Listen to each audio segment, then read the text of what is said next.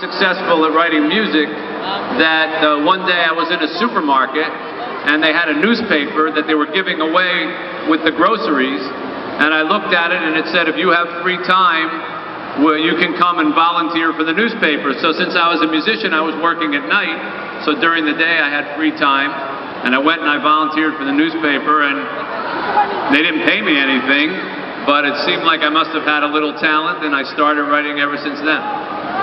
But how did you transition from journalist to novelist? Well, I was a sports writer in America. I know basketball is very big here in the Philippines, isn't it? Does anybody here like the Detroit Pistons? That's my team, because I live in Detroit. I know it's not the Miami Heat, but we try.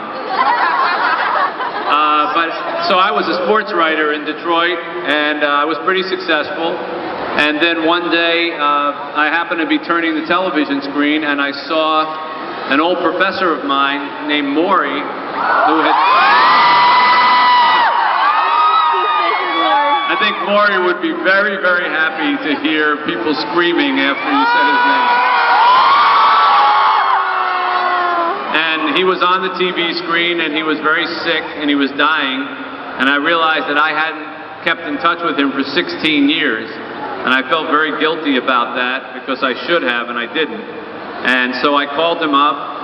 I was going to just make one phone call, but after talking to him, I felt kind of guilty, so I went to visit him. I was going to visit him just once, but I felt kind of guilty, so I went back again and again and again. And at some point, he told me that he was very much in debt for his medical bills because he couldn't pay his bills, and he was afraid that after he died, his family was going to have to sell his house, and they were going to not have any money and be broke. And so I got the idea that maybe I could help him pay his bills by writing a book.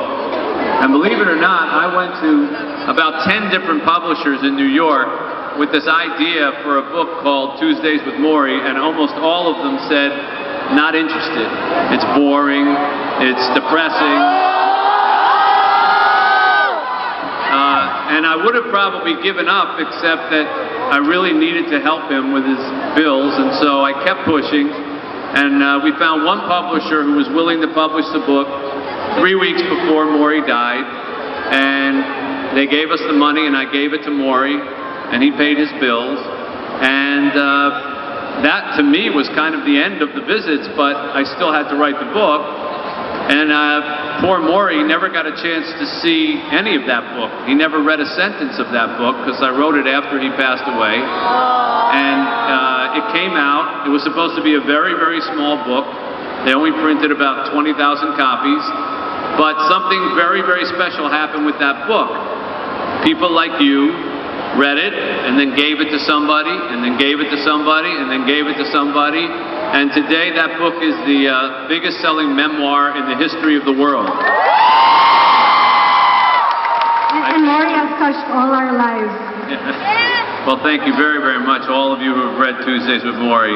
It means a lot to me that Morrie is taught here in the schools and that he gets to continue